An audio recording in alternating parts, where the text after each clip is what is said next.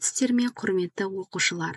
Сіздермен бірге Саяқ кентінің номер 6 жалпы білім беретін мектебінің география тарих пәнінің мұғалімі Назия Жайдарқызы. Біз сіздермен 9 сыныптың география пәнінен халықтар географиясы тақырыбын қарастыратын боламыз.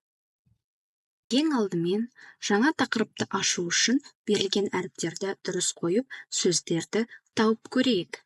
Сөз ұлт сөзіне байланысты.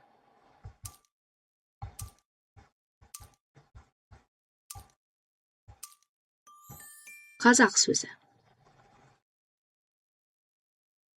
Келесі ұлт сөзі.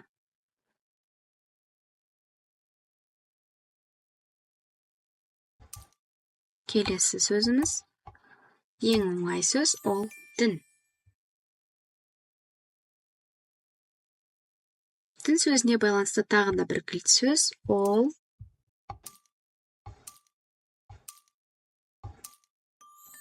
ислам.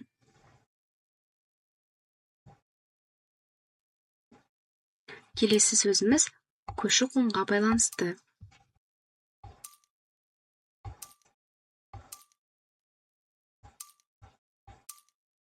Миграция. Тағы да бір көші-қонға байланысты сөзіміз, бұл соңғы сөзіміз.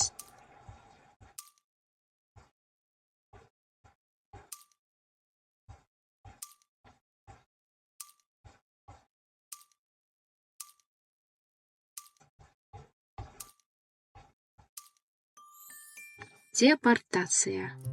Өте керемет, жарайсыздар. Сонымен балалар, біз бүгінгі тақырыпта Қазақстанның халқының діни және ұлттық құрамын, сонымен қатар көші-қон туралы өтетін боламыз. Сабақтың тақырыбы халықтар географиясы. Ендеше сабақтың мақсаттарымен таныс болайық. Бірінші, Қазақстан халқының ұлттық және діни құрамын анықтайды. Екінші, дүниежүзі халқы көші-қонының басты бағыттарын, себеп-салдарын түсіндіреді. Қазақстанның ұлттық құрамы. Қазақстан халқының саны 20 миллионнан асады. Жергілікті ұлт қазақ халқы. Халықтың ұлттық құрамы белгілі бір этносқа жататын, белгісі бойынша адамдардың бөлінуі. Этнос немесе халық бұл адамдардың тілінің, жерінің, тіршілік, шаруашылық іс-әрекеті мен мәдениетінің, ұлттық сана сезімінің бірдей болуына байланысты біріккен тарихи тұрғыда қалыптасқан берік тұрақты қауымдастығы. Ой-талқы жүргізейік. Қазақстанның көп ұлтты мемлекеттер қатарына жату себебі қандай? Қазақстан көп ұлтты мемлекет. Себебі Қазақстанда 130-дан астам ұлт пен ұлыстың өкілдері тату-тәтті өмір сүреді. Қазақстанның ұлттық құрамының өзгеру себептері. Қазақстанның жерін отарлап алу және Ресей империясының шекарасын қорғау. Бұл уақыттарда біздің мемлекетімізге орыс және украин халықтары көшіп келген еді. Екіншісі, қоныс аудару. Қазақстанның оңтүстік бөлігіне толықтай айтатын болсақ, Жетісу аумағына ұйғырлар мен дүнгендердің көшіп келуі басталған еді.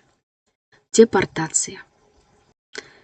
Кавказ елдері мен Кәрі ұлты біздің елімізге депортацияланған болатын. Төртінші, Ұлы Отан соғысы уақытында басқа халықтың Қазақстанға эвакуациясы жүргізілді. Бесінші, елді индустрияландыру мен ауыл шаруашылығын дамыту, тың жерлерді игеру. Бірінші тапсырма. Қазақстан халқының ұлттық құрамы берілген инфографиканы талдаңыздар. Ендеше кеттік. Көріп тұрғандарыңыздай, Қазақстанда көптеген ұлт өкілдері өмір сүреді. Олар қазақтар, орыстар, өзбектер, украиндер, ұйғырлар, татарлар, немістер, корейлер, түріктер, әзірбайжандар, белорустер, дүнгендер, күрдтер, тәжіктер, поляктар, шешендер, қырғыздар, тағы да басқа ұлттар. Соның ішінде ең басым ұлт өкілдері Ол қазақтар 63,1%. Келесі басым ұлт өкілі орыс халқы 23,7%. Келесі бізде өзбек халқы 2,9%. Және де украиндықтар 2,1%. Екінші тапсырма. Бірінші және екінші суреттегі Қазақстанда ұлт өкілдерінің аймақтар бойынша таралуын мұқият қараңыз. Бірінші және екінші суретті пайдалана отырып, қазақ және орыс халықтарының таралуын салыстырыңыз. Жауабы. Қазақтардың үлесі Қазақстанның батыс және оңтүстік аймақтарында салыстырмалы түрде өте жоғары екені бірінші картадан көрінеді. Батыста ең кем дегенде 62%-ды құрайды. Басым бөлігі Маңғыстау облысында 85%-дан артық. Ал оңтүстік Қазақстанда кем дегенде 44%. Басым бөлігі Қызылорда облысында екені көрінеді. Ондағы қазақтардың үлесі 85%-дан жоғары. Орыстардың үлесі ең көп аймақтар орталық, шығыс және солтүстік Қазақстан болып табылады. 35%-дан басталады. Ең үлкен көрсеткіш солтүстік Қазақстан облысында 45 пен 50% арасында. Халықтың діни құрамы.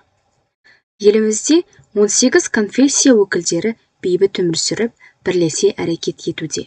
Олар көп этностық және көп конфессиялы Қазақстан халқының діни мүдделерін танытып келеді. Қазақстанда дінді әр алуан діни наным сенімді ұстанатын түрлі этностардың өкілдері танытады. Елімізде тарихи және мәдени тұрғыда негізінен екі дәстүрлі дінді ұстанады. Олар сунниттік ислам және православиелік христиан. Ең көп діни қауымдастық мұсылман қауымдастығы. Жалпы әлемде ең негізгі 3 дін бар. Ол ислам, христиан және буддизм. Одан да бөлек діндер бар. Олар индуизм, даосизм, бахаи, буддизм, жайнизм, синтоизм, конфуций, политеизм, иудаизм, сикхизм және тағы да басқа діндер. Қазақстанның ұлттық және діни құрамына қатысты тапсырманы орындайық. Ол үшін сұрақтарды жауаптармен сәйкестендіру керек. Қазақстан аумағында қанша этностар мен этникалық топтар тұрады? Қазақстанда 130-дан астам этникалық топтар тұрады.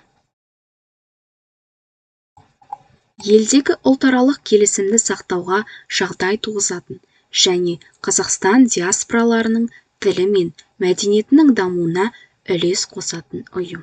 Ол ассамблея. Қазіргі таңда 5 миллионға жуық қазақ әлемнің неше елінде тұрып жатыр? Қазіргі таңда 5 миллионға жуық қазақ әлемнің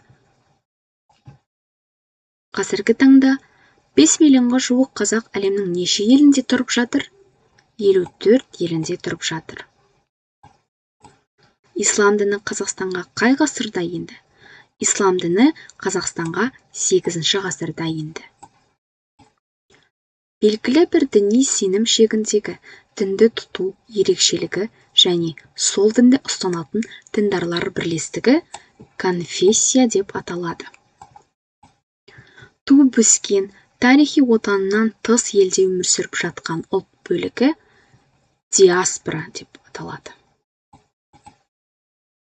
Келесі, бір адамның немесе тұтас адамдар категориясының мәжбүрлі түрде өзге мемлекетке немесе елге жер аударылуы депортация деп аталады. Жарайсыздар. Дүниежүзілік көші-қон.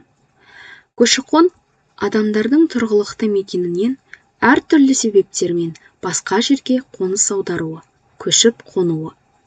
Көші-қон адамдардың белгілі бір аумақтың шекарасынан асып, тұрақты немесе уақытша тұрғылықты мекенге қоныс аударуы арқылы жүзеге асады. Ағынның бағыты бойынша ішкі және сыртқы көші-қон болып бөлінеді. Ішкі көші-қон ел ішінде қоныс аударумен байланысты көші-қонның түрі. Сыртқы көші-қон елден сырт жерге көшіп кету, елге көшіп келу түріндегі көші-қон. Келесі ол көші-қонның түрлері. Көші-қон ауқымы бойынша ішкі және сыртқы, мерзімі бойынша уақытша деп бөлінеді. Олар да өзара тағы да ішінен бөлінеді. Ішкі көші-қон ауданаралық, аудан ішілік болып бөлінеді. Сыртқы көші-қон құрлықаралық, құрлық ішілік болып бөлінеді. Уақытша көші-қон вахталық, маусымдық, маятниктік болып бөлінеді. Дүниежүзінің көші-қон картасы. Халықаралық көші-қонның негізгі бағыттары. Ең негізгі бағыттар ол Батыс Европа, Аустралия және ақш. Батыс Европаға Африка және Парсы мемлекеттерінен көшіп келеді. Одан бөлек Азия мемлекеттері де бар. Аустралия мемлекетіне оңтүстік және шығыс Европа мемлекетінен, Азия мемлекеттерінен көшіп келеді. ақш мемлекетіне оңтүстік және шығыс Азия, оңтүстік және шығыс Европа және де Латын Америкасы елдерінен көшіп келеді екен. Үй тапсырмасы. Қазақстан тарихы пәні бойынша алған білімдеріне сүйене отырып, Столыпин реформасына, ұйғырлар мен дүнгендерді жетісуға көшіруге, Ұлы Отан соғысы жылдарында адамдарды біздің елімізге жер аудару және көшіруге, тың және тыңайған жерлерді игеруге, 19 ғасырдың екінші жартысындағы Қазақстанды индустрияландыруға көші-қон жүктемесі тұрғысынан талдау жасаңдар. Нәтижесін сызба түрінде көрсетіңдер. Осымен біздің сабағымыз аяқталды. Назарларыңызға рахмет. Келесі кездескенше сау болыңыздар.